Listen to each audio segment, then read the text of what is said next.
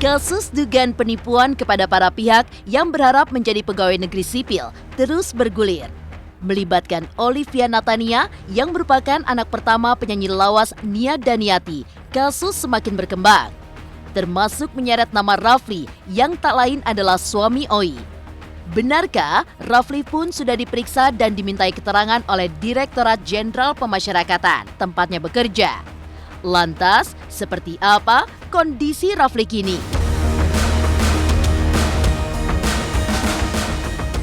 Sementara itu, di Polda Metro Jaya kemarin, datang 2 orang yang melaporkan Agustin dan Karno. Seperti diketahui, Agustin dan Karno adalah orang yang melaporkan Oi, putri Nia Daniati. Kini mereka justru dilaporkan oleh pihak yang mengaku sebagai korban penipuan modus rekrutmen CPNS. Lantas seperti apa pengakuan korban Agustin dan Karno? Penyidik Polda Metro Jaya kemarin juga menjadwalkan pemeriksaan terhadap Oi. Tapi anak pertama Nia Daniati ini tidak bisa datang. Mengapa Oi tak datang?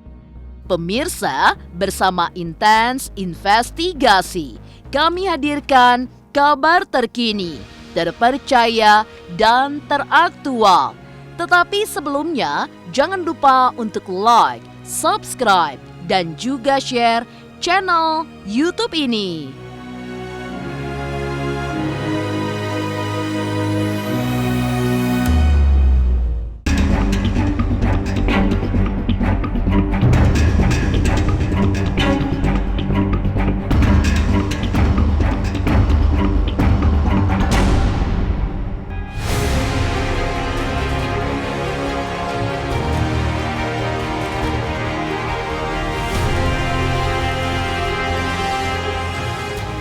Polemik terus berlanjut.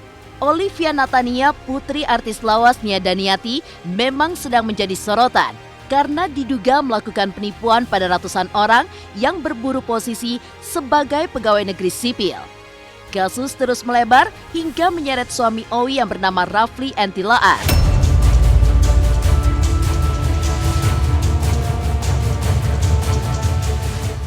Rafli diduga ikut terlibat penipuan rekrutmen CPNS sehingga Rafli pun sudah dilaporkan pada pihak berwajib. Dan yang mengejutkan, ternyata Rafli sendiri statusnya adalah calon pegawai negeri sipil di Direktorat Jenderal Pemasyarakatan.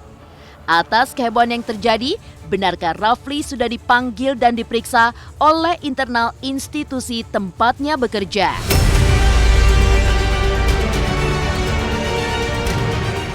Saudara Rafli adalah calon pegawai negeri sipil di Direktorat Jenderal Pemasyarakatan per Januari kemarin, memang Januari 2021, dan sempat ditempatkan di BKO kan atau diperbantukan di Nusa Kambangan di beberapa lapas, dan pada tanggal 6 September tadi baru bergabung kembali di sini dan ditempatkan sementara sampai nanti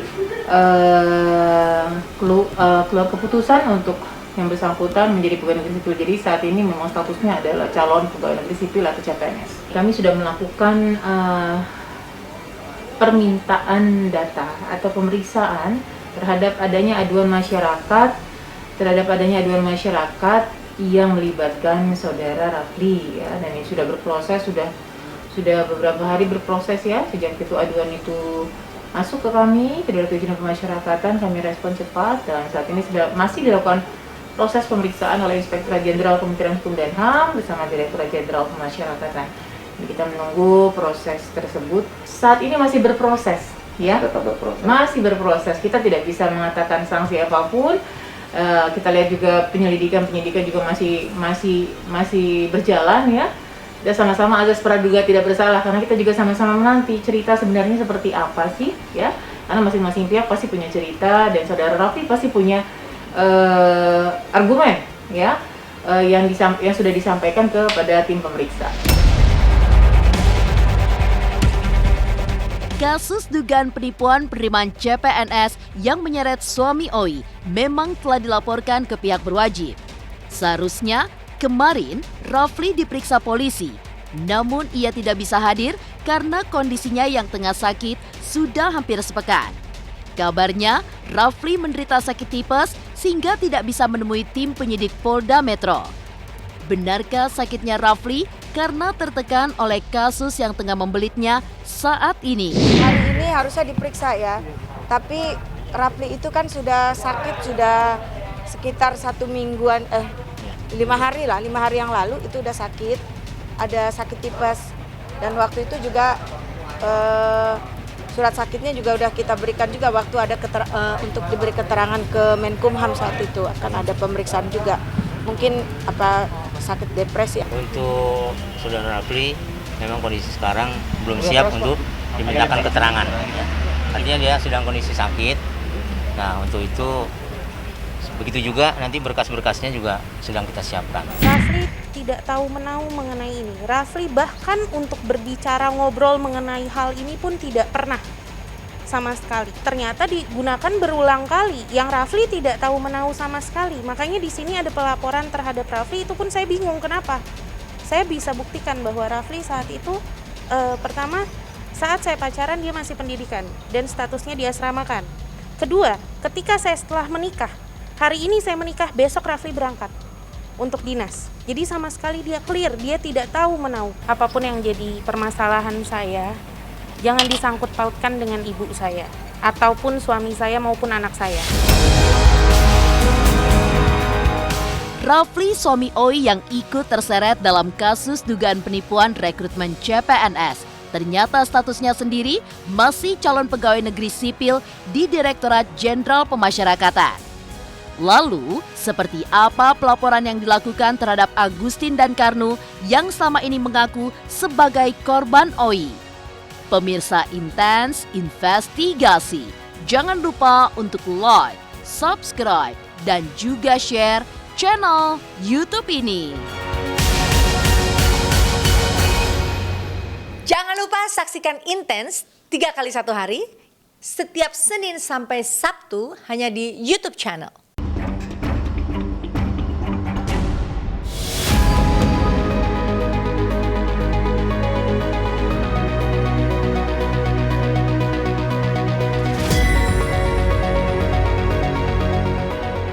Mengejutkan, Agustin dan Karnu, dua orang yang mengaku sebagai korban penipuan CPNS oleh Oi, kemarin nyatanya malah dilaporkan oleh korban lainnya.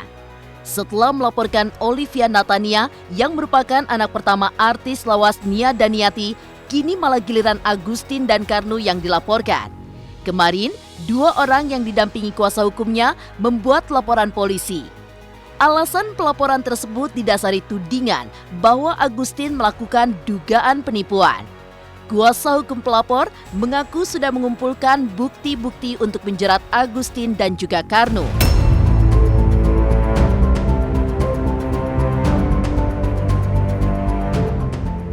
Hari ini kita membuat laporan terhadap Ibu Agustin dan juga Pak Karnu. Kemarin yang mengaku-ngaku sebagai korban. Karena sesungguhnya klien saya dan ada beberapa korban lain juga adalah sebenarnya langsung berhubungan dengan mereka. Tentu kami punya bukti, makanya kita buat laporan. Ada 2 LP, satu pelapornya Ibu, saya sebut inisial aja ya, CS. Satu lagi Ibu HR. Untuk Ibu CS, dia melaporkan Saudara Karnu dan Agustin Suartini. Tetap pasal yang dilaporkan adalah 372 dan 378. Dan kalau untuk satu lagi klien kami bernama yang inisialnya S, dia melaporkan Ibu Agustini. Nah, bukti-bukti yang kita lampirkan hari ini adalah pertama pengiriman dana, bukti transfer pengiriman dana, kemudian pembicaraan melalui A-Group, kemudian ada SK yang kita duga palsu dan nota dinas yang kita duga palsu.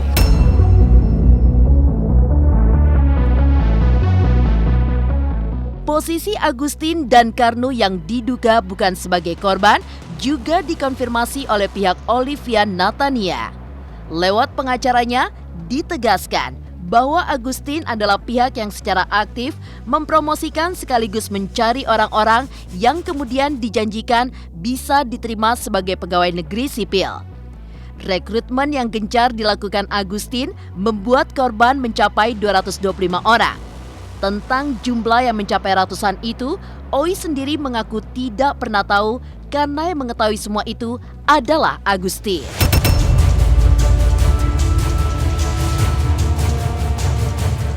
menjadi korban ya di situ, tetapi melainkan hampir seperti kerjasama.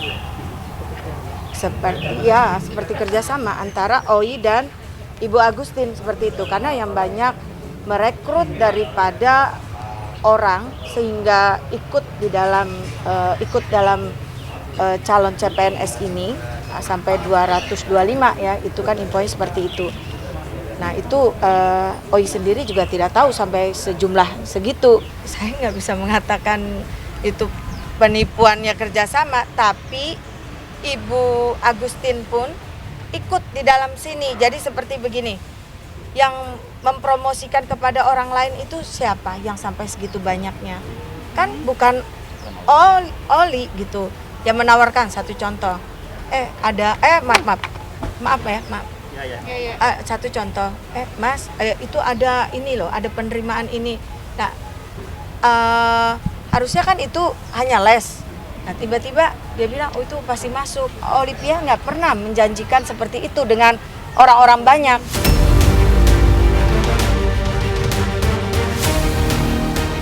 Ibu Agustin ini sebenarnya bukan korban, melainkan dia yang merekrut orang-orang tersebut, karena saya tidak pernah bertemu langsung dengan orang-orang yang dia sebutkan.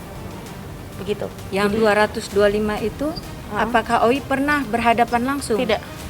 Dan 16 orang yang keluarga dia itu apakah OI pernah menawarkan, membujuk rayu? Tidak pernah. Apa? Pak Karno pelapor, dia juga saya sampaikan, dia bukan korban, melainkan dia yang mengajak juga.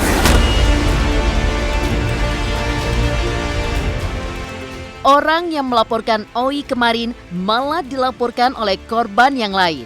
Lalu, mengapa OI tidak hadir saat dipanggil penyidik Polda Metro Jaya kemarin? Pemirsa Intens Investigasi, jangan lupa untuk like, subscribe, dan juga share channel YouTube ini.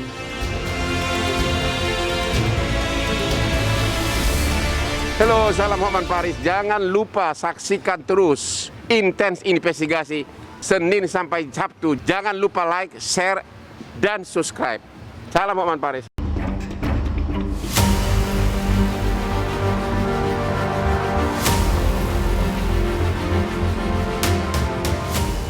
Setelah kasus bergulir dengan munculnya para pelapor, kemarin semestinya Olivia Natania diperiksa polisi sebagai terlapor. Tapi kondisinya sedang tidak memungkinkan sehingga tim pengacaranya meminta dijadwal ulang. Kabarnya, OI masih menyiapkan mentalnya karena kasus ini membuatnya depresi. Apalagi persoalan ini melibatkan banyak orang sehingga menjadi sorotan publik. Tapi memang selain mental, OI juga masih menyiapkan berkas-berkas yang akan mendukung argumennya.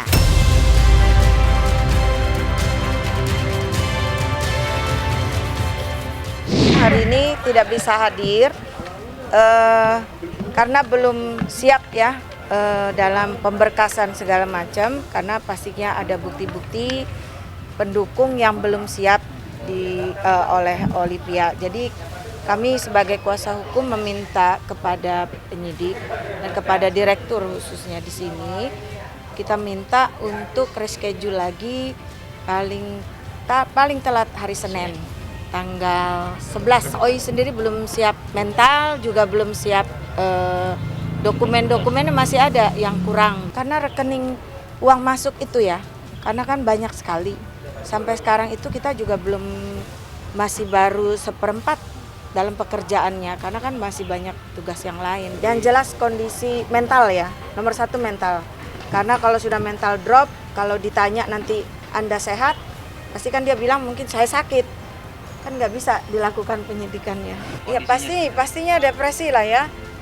Mental itu kan gini, misalkan kita melakukan sesuatu, terus tiba-tiba ada dipelintirkan sedikit, terus terblow up banyak, kan pastinya psikisnya kan berat juga gitu loh.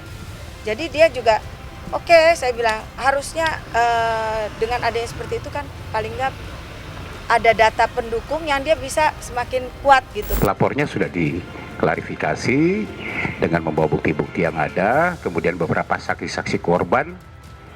Ya, ada 5 walaupun informasinya banyak, tapi yang baru melaporkan ke sini ada 5 yang satu orang yang mewakili 5 orang. Ini yang masih kita tunggu, mudah-mudahan hari Senin nanti para terlapor 2 orang ini bisa hadir. Sebelum memanggil Oi, penyidik Polda Metro Jaya juga sudah memeriksa Agustin sebagai saksi korban. Secara gamblang, Agustin membeberkan posisinya lengkap dengan bukti-bukti bahwa dirinya sangat dirugikan.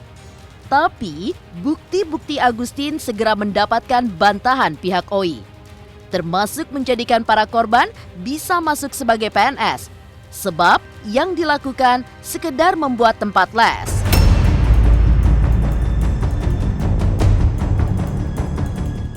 Apakah Oi pernah menjamin orang-orang itu untuk lulus? Tidak. Nah, sekarang pertanyaannya, apa yang Oi ambil dari yang dibayar oleh Bu Titin? Misal itu berapa jumlahnya? Oke. Untuk Ibu Agustin sendiri jumlahnya saya tidak tahu menahu berapa jumlahnya, tetapi perlu saya luruskan di sini. Adapun saya menyelenggarakan les untuk masuk CPNS. Les ya, kita bicaranya bisa dicek nanti tempatnya ada, pengajarnya pun ada, dan memang saya terima uang dari situ senilai 25 juta. Nah, wajar saya punya untung dari situ, dari 25 juta itu. Tetapi 25 juta ini ya digunakan untuk les. Untuk yang ikutnya sendiri kurang lebih 50. Berarti total keseluruhan? Berapa total? Ya dikali aja Mbak, 25 juta Iya. kali aja 5. Jadi 50. Jadi biar nggak Ada 100 nggak? Ada nggak sampai 100-an? Nggak sampai? Enggak sih, paling 80 paling banyak. Oh gitu, antara 50 sampai 80. Tapi itu biaya les ya? Biaya les. Yang jelas tertekan dengan banyak pemberitaan yang miring. Seolah-olah sudah mengatakan bahwa Oi ini penipu. Penipu apalah. Kan kita nggak boleh mengejas orang. Nanti di pengadilan, kalau dia sudah ada putusannya, nah baru bisa mengatakan. Itu pun harus inkrah dulu. Jangan mengejas orang bahwa orang itu penipu, menggelapkan. Yang digelapkan berapa jumlahnya, kan harus jelas.